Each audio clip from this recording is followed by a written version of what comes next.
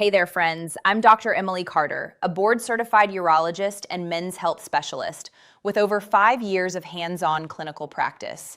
And what I'm about to share with you today is something that 90% of men will go their entire lives without ever hearing from a doctor. Yes, it's a little uncomfortable. Yes, it might make your cheeks warm. But I guarantee you, by the end of this video, you will look at intimacy, confidence, and your own body in a completely different way. Before we jump in, I need a small favor from you. Tap that like button right now, hit subscribe, and drop a comment telling me where in the world you're watching from. I genuinely love reading those comments. From small towns to big cities, from retirement communities to bustling neighborhoods, this community stretches everywhere, and that's beautiful to me. All right, let's get real. Here's something society doesn't want older men to hear. Your intimate life is not over. Desire does not come with an expiry stamp. But I sit across from men every single week who have convinced themselves that the best years are behind them, that their bodies have quit on them, that closeness is something reserved for younger people. And I'm here to tell you that is simply not true. The bedroom struggles most men face after 50 are not always about getting older. More often than you'd think, they're connected to small, everyday habits, misunderstandings, and beliefs you can start correcting today, right now, from your living room. And today, we're tackling a subject that men whisper about but rarely discuss out loud. Intimate practices that feel awkward to mention, but actually unlock deeper trust, greater pleasure, and stronger performance between partners.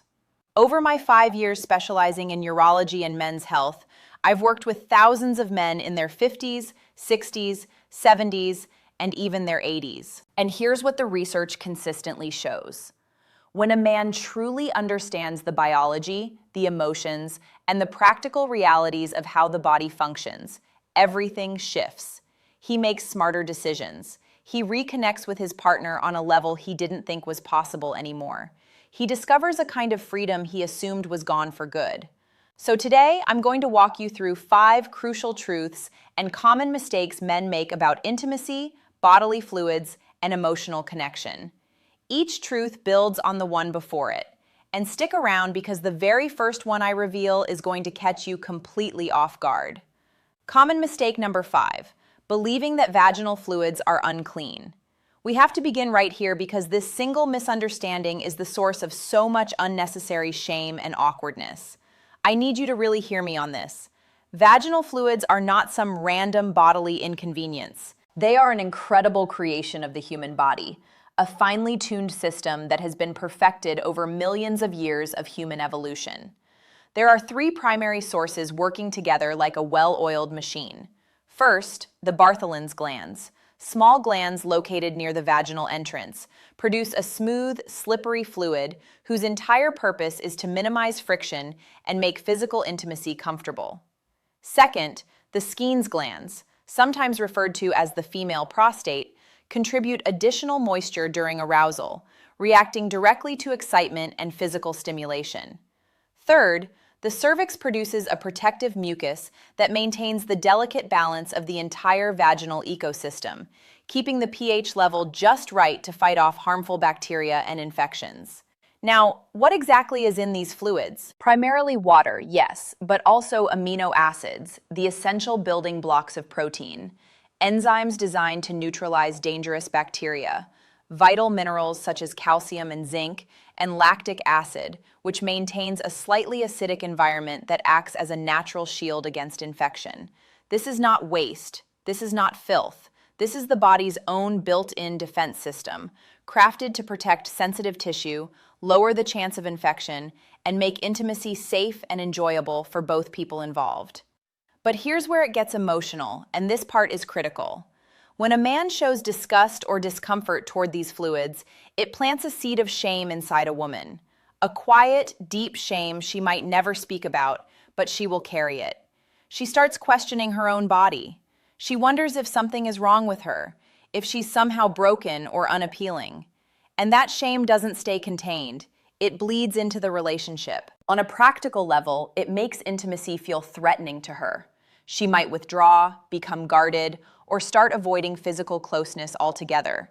not because her desire has faded, but because she's shielding herself from what feels like rejection. So here's the mindset shift I want you to adopt starting today. Stop viewing these fluids as something unpleasant or messy. Start seeing them as the body's own invitation, a signal that connection is welcome, that arousal is happening, that her body feels safe with you. When you embrace that, you're not just accepting a biological process, you're accepting her. And that acceptance becomes the bedrock of everything meaningful that comes after. Common mistake number 4, being bothered by taste and smell. This is hands down the most frequent private question I hear from men behind the closed doors of my office. Doctor, what about the way it tastes or smells? I understand. It takes courage to even ask that. But let me give you the honest, scientific answer you deserve. These fluids are not the same from one woman to another, and they're not even the same from one day to the next. That variation is completely natural and perfectly healthy. What shapes the taste and smell? Diet is a huge factor. Fruits like pineapple and oranges, along with staying well hydrated, tend to produce a milder, lighter quality. On the other hand, garlic, onions, alcohol, strong coffee, or heavily seasoned foods can create a more intense profile. Hormones play a significant role throughout the monthly cycle. Near ovulation, fluids are typically clearer, thinner, and more neutral. Near menstruation, there might be a slight metallic quality because of tiny traces of blood. After menopause, production may decrease or become slightly more acidic as estrogen levels drop. Stress, certain medications, even the time of day, all of these influence the chemistry. Here's what really matters on an emotional level. Variation is the norm, not the exception. Think of it this way: no two men smell exactly alike after a long day. No two women will taste identical either. And just as you wouldn't want your partner to pull away from your natural scent, she doesn't want to feel criticized for hers. Acceptance here doesn't mean you pretend nothing is different. It means recognizing that what you're experiencing is natural, human, and absolutely nothing to feel ashamed about. Now, on the practical side, if there's a sudden, sharp change accompanied by itching, unusual discharge, pain, or a distinctly fishy odor, that usually points to a common and very treatable condition: bacterial vaginosis, a yeast infection, or trichomoniasis. These aren't character flaws, they're medical issues, simple as that. A quick visit to the doctor clears them up. That's not a reason to pull away. That's a chance to show up as a caring, supportive partner. The real mistake is turning perfectly normal variation into something to criticize. Listen to me carefully, gentlemen. Acceptance is far more powerful than judgment when it comes to arousal. When she feels genuinely accepted by you, her body lets go of tension. And when tension leaves, intimacy reaches a whole new depth. Common mistake number 3, ignoring safety altogether. Now let's address the big question head on. Is it actually safe to swallow vaginal fluids? For healthy couples with no active infections, the straightforward answer is yes. These fluids consist mainly of water, enzymes, and protective compounds. Biologically speaking, they pose less risk than many things we do every day without a second thought, like kissing deeply or drinking from the same glass. But here's the important caution, and please pay close attention to this. Vaginal fluids can transmit sexually transmitted infections, just like semen or blood can. Chlamydia, gonorrhea, herpes, syphilis, trichomoniasis, and HIV can all be passed through these fluids. The risk climbs if one partner has an active infection. It rises even further if the other partner has open sores in the mouth, inflamed gums, or any kind of ulcer that gives pathogens a way in. The biological risk is real. I'm not trying to scare you, I'm giving you facts. But emotionally, honesty is the greatest protection you have. When both partners know their health status and share that information openly and without judgment, fear simply melts away. You replace worry with genuine confidence. The practical solution is beautifully simple. Know where you stand. Get tested as a couple. Make it a regular part of your healthcare routine, not something you only do when suspicion arises. Twice a year is a solid standard for sexually active adults. Use protection when appropriate, particularly in newer relationships or when either partner's status hasn't been confirmed. The critical mistake is assuming that no symptoms equals no risk. Many infections show absolutely no outward signs. Real intimacy is built on honesty and openness. Being safe doesn't kill the mood. Being safe creates the foundation of trust. And trust is what makes passion endure not just for months, but for decades. Common mistake number 2, staying quiet because you're embarrassed. I've watched couples drift apart not because of disease or aging, but simply because of unspoken words. A shift in smell, a question about safety, a curiosity about trying something new in the bedroom. When these thoughts stay locked inside, they don't just disappear. They transform into shame, quiet resentment, and growing emotional distance. One partner sits with unanswered questions while the other carries silent worry, and neither knows how to bring it up without causing pain. From a biological standpoint, the body is constantly evolving. After menopause, after an illness, after a surgical procedure, even after a simple change in diet or a new medication, fluids will change. That's not something going wrong. That's just how life works. But on an emotional level, when couples bury their concerns, the other person feels the withdrawal without understanding the reason. She senses you're pulling back but has no idea why. He seems emotionally distant but refuses to explain. The space between them grows wider with every unspoken day. On a practical level, small problems go unaddressed. A minor infection that could have been treated easily becomes ongoing discomfort. An unasked question about safety turns into a quiet cloud of anxiety. Intimacy becomes stiff and awkward, and partners gradually retreat from each other. Not because the love is gone, but because the conversation stopped. The mistake is silence. The cure is communication, delivered with gentleness, genuine curiosity, and deep respect. You don't need perfect words. You don't need to have everything figured out. You simply need to open the door. Try saying something like this: "I've noticed something has changed, and I just want to make sure you're feeling all right. Can we talk about it together?" Or perhaps this: "There's something I've been a little nervous to bring up, but I trust you enough to be honest. Can we work through this as a team?" That kind of vulnerability doesn't weaken the bond between you. It makes it unbreakable. Common mistake number 1, forgetting how powerful emotional acceptance truly is. This, my friends, is the single most important thing I will share with you today. When a man fully embraces his partner, her fluids, her scent, her natural, unfiltered self, he is sending a message louder than any words could ever speak. I accept every part of you. I trust you completely. I love you, not just the polished version, not just the convenient parts, but all of you, exactly as you are. On a biological level, that acceptance triggers something remarkable. Her body relaxes. And when her body relaxes, arousal intensifies. Natural lubrication increases. Her nervous system transitions from a state of fight or flight into rest and connection mode. Blood flow to intimate areas increases. Sensitivity becomes heightened. The entire experience transforms into something richer, more pleasurable, more profoundly connected. On an emotional level, that acceptance begins to heal years, sometimes decades, of quiet shame that women carry about their bodies. Shame planted by incomplete education, by media that presents the female body as a problem needing correction, by past partners who flinched or made careless remarks that cut far deeper than they ever realized. When you choose to accept her fully, you begin to undo all of that damage. Without saying a single word, you tell her she is not too much. She is not too little. She is exactly, perfectly right. On a practical level, this acceptance transforms intimacy into something joyful, lighthearted, and completely free of fear.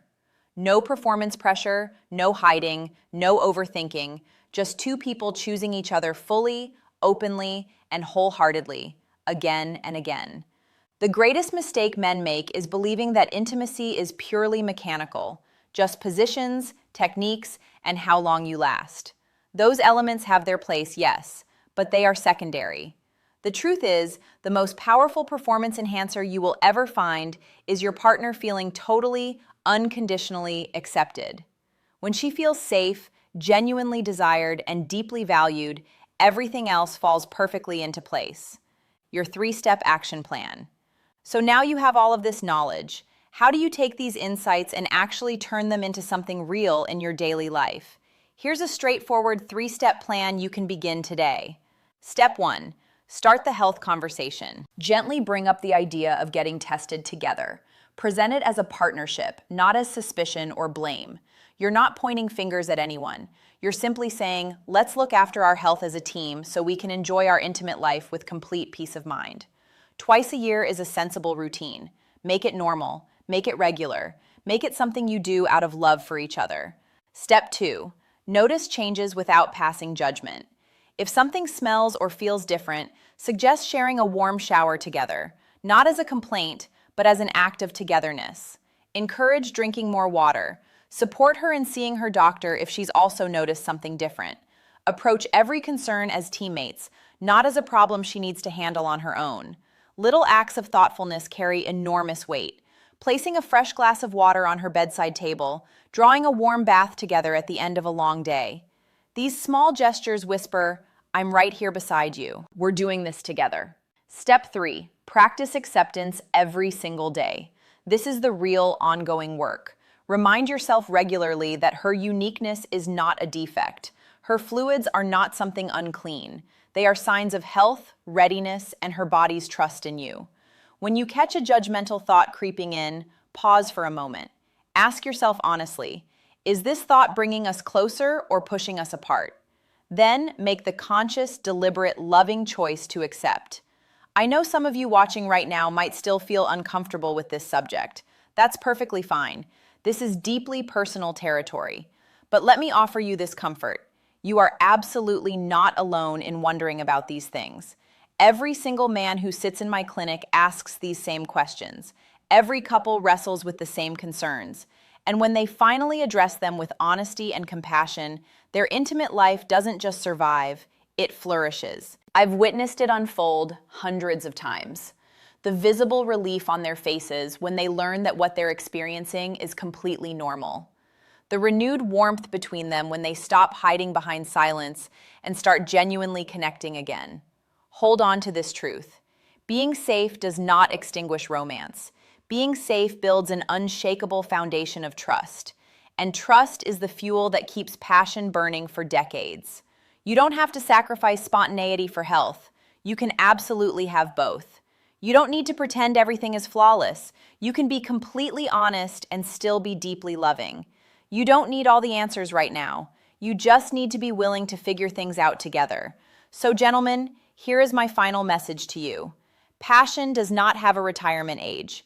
Your 60s, your 70s, even your 80s can be the most connected, most confident, most fulfilling chapter of your intimate life. But only if you release the shame, open your arms to full acceptance, and commit to caring for your health side by side. Stop wasting money on questionable supplements or risky pills that promise overnight miracles. The real miracle has been right in front of you this whole time. Take care of your body. Speak openly and honestly with your partner. Step into intimacy fully, without hesitation or fear. If this video meant something to you today, please hit that like button, subscribe to this channel, and share it with another man who might need to hear this message. And leave me a comment below. Tell me where you're watching from and what topic you'd like me to tackle next. I'm Dr. Emily Carter, and always remember, small shifts in how you think and act can bring remarkable freedom, comfort, and confidence back into your life. Passion never expires, and yours shouldn't either.